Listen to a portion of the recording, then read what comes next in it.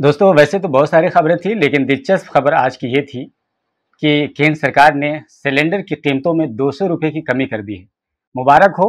अब 1100 रुपये, 1150 रुपये के सिलेंडर अब 950 रुपये में मिलेंगे, यानी 200 रुपये में कम मिलेंगे। ये थोड़ी खुशखबरी की बात ज़रूर है, लेकिन ज़्यादा खुश होने की बात इसलिए नहीं है कि ये एक चुनावी स्टंट है।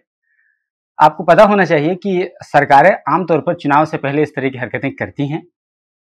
आपको याद होगा, अगर ना याद हो तो याद दिला दूं कि 2022 में जब इलेक्शन हो रहा था असेंबली का उत्तर प्रदेश में, उस वक्त भी कुछ इसी तरह की सूरत हाल थी। पेट्रोल और डीजल को लेकर हाहाकार मचा हुआ था। 100 क्रॉस कर गया था, 108, 105, 110 तक पहुंच गया था। उसके बाद केंद्र सरकार ने फौरन फैसला लिया और जस्ट 10 रुपये कम कर दिए गए। लेकिन उसके बाद क्या हुआ? उसके बाद सबको पता है कि एक बार फिर से पेट्रोल और डीजल की कीमतों में इजाफा हुआ। दोस्तों अभी तक 2024 के इलेक्शन से पहले कई तरह के असेंबली इलेक्शन हैं, जैसे कि मध्य प्रदेश है, राजस्थान है, छत्तीसगढ़ है, तेलंगाना है। तो सरकार ने बहुत ही सोच समझ करके फैसला लिया है कि असेंबली इलेक्शन को भी मद्देनजर रखते हुए और 2024 में फरवरी के महीने में गालिबन चुनाव होगा 2024 लोकसभा का, उसको भी मद्देनजर रखते हुए सिलेंडर की कीमतों में 200 रुपये कमी की गई है और ये 30 अगस्त से ये कमी लागू हो जाएगी। ये तो खबर थी, लेकिन उसके बाद अब रिएक्शंस आने लगे। जो अपोजिशन इत्तेहाद है इंडिया का, उसने कहा ये कि हमारी मजबूती को देखते हुए केंद्र सरकार या बीजेपी की सरकार कहें तो डर गई है। ममता बनर्जी ने तो यहाँ तक कह दिया कि अभी तक केवल हमारी 2 मीटिंगें हुई हैं, एक पटना में हुई और दूसरा बेंगलुरु में हुई, तो 2 मीटिंगों के बाद ही सरकार को 200 रुपये कम करने पड़ गए। इनडायरेक्टली वो ये कहना चाह रही थी कि अगर हमने 11 मीटिंगें कर ली तो सरकार कहीं सिलेंडर फ्री ना देने लगे। दोस्तों आपको बता दें कि राजस्थान में कांग्रेस की सरकार सब्सिडी के तहत केवल 500 रुपये में सिलेंडर प्रोवाइड कर रही है। उसी की तरफ इशारा करते हुए कांग्रेस लीडर जयराम रमेश ने यह कहा है कि राजस्थान में कांग्रेस की हुकूमत 500 रुपये में एलपीजी सिलेंडर दे रही है।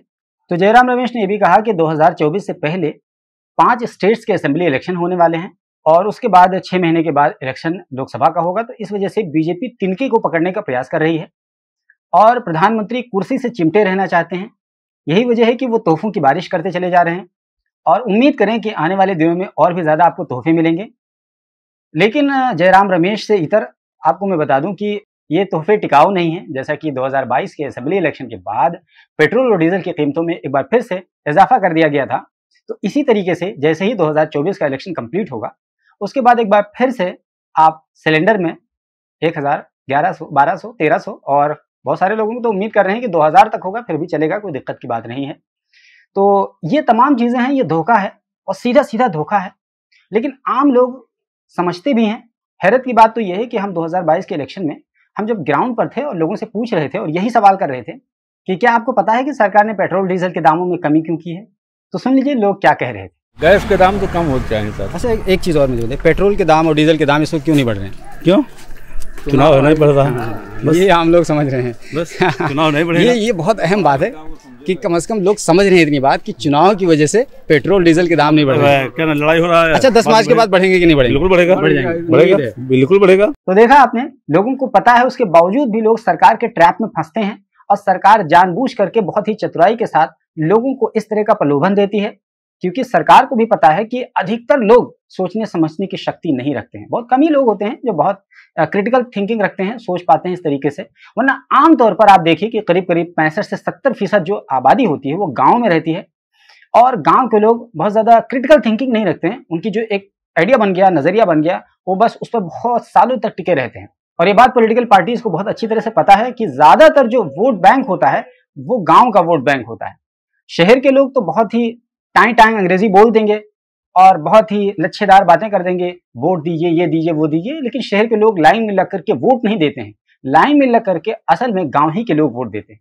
और 65 से 70% आबादी अगर गांव में रहती है और उन्हीं लोगों के लिए तमाम चीजें की जा रही हैं, उन्हीं को मूर्ख बनाया जा रहा है, महंगाई, बेरोजगारी, ये तमाम चीजें छोड़ दीजिए, जो बुनियादी इशू हैं जैसे कि बिजली की समस्या, रोड की समस्या, आप देखिए कि गाँव में बिजली की इतनी खराब व्यवस्था है, आप तसव्वुर नहीं कर सकते। अभी मैं कुछ दिनों पहले गांव गया हुआ था, मैं ठीक से सो नहीं सकता था। हालत यह है, मैं वीडियोस नहीं अपलोड कर पा रहा था। बिजली आई, बिजली गई, बिजली आई, बिजली गई, बिजली आई, बिजली गई, ये स्थिति थी। गांव तो छोड़ दीजिए, शहरों का भी यही हाल है। हम वीडियो रिकॉर्ड कर रहे हैं, अभी लाइट चली जाए कोई भरोसा नहीं। कई तरह के हम वीडियोस शूट नहीं कर पा रहे हैं, जैसे कि हम इंटरव्यूज नहीं ले पा रहे हैं क्योंकि हमारा इंटरनेट कनेक्शन लाइट से होता है। तो जैसे ही लाइट चली जाती है फौरन इंटरनेट डिस्कनेक्ट हो जाता है, तो हम किसी का अगर इंटरव्यू ऑनलाइन ले रहे होते हैं तो वो भी डिस्कनेक्ट हो जाता है, हम नहीं ले पा रहे हैं।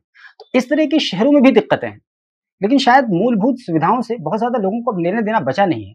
लोगों के दिमाग को बहुत जानबूझ करके राष्ट्रवाद के मुद्दे पर ढकेल दिया गया है। अभी चंद्रयान 3 लॉन्च किया गया, फिर उसमें साइंटिस्ट की मेहनत थी, पूरा देश उसका सपोर्ट करता है, प्रधानमंत्री बीच में घुस करके क्रेडिट लेने आ गए और प्रचार प्रसार कर रहे हैं। यानी आज के अखबार में भी चंद्रयान 3 की कामयाबी के लिए साइंसदानों की तारीफ की गई है अनुराग ठाकुर द्वारा। इस तरह से आप देखिए कि हर वो काम किया जाता है जिससे वोट मिले, चाहे वो सेना के जरिए से वोट मिल रहा है तो सेना का सहारा लिया जाता है, साइंसदानों से वोट मिल रहा है तो साइंसदानों का सहारा लिया जाता है, मंदिर मस्जिद के नाम पर वोट मिलता है तो मंदिर मस्जिद का भी सहारा ले लिया जाता है, शमशान कब्रिस्तान की बात कह दी जाती है।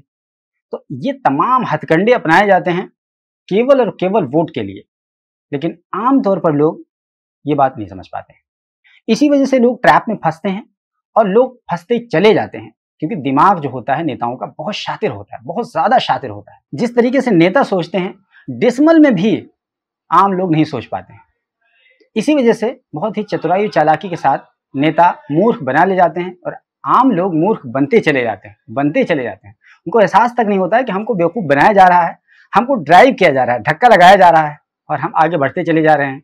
अब चाहे आपको गड्ढे में जाकर के ढकेल दिया जाए और चाहे आपको सेफ प्लेस पर रख दिया जाए, ये फिर पूरी तरह से नेता पर डिपेंड करता है और नेता अपनी सहूलत के एतबार से जनता को जहाँ चाहता है ढकेल देता है। दोस्तों, इस पूरे विषय पर आपको क्या कुछ कहना है? आप हमारी बातों से कितना सहमत हैं? नेताओं के बारे में आपकी क्या प्रिय विचार हैं? वो तमाम बातें लिखिए और हमारे चैनल पर पहली बार आए हैं तो प्लीज़ ज़रूर सब्सक्राइब कर लीजिए। बगल में घंटे का निशान बना होगा, उसको दबाकर ऑल पे सेट कर लीजिए ताकि जैसे ही वीडियो अपलोड हो फौरन इसकी जानकारी आपको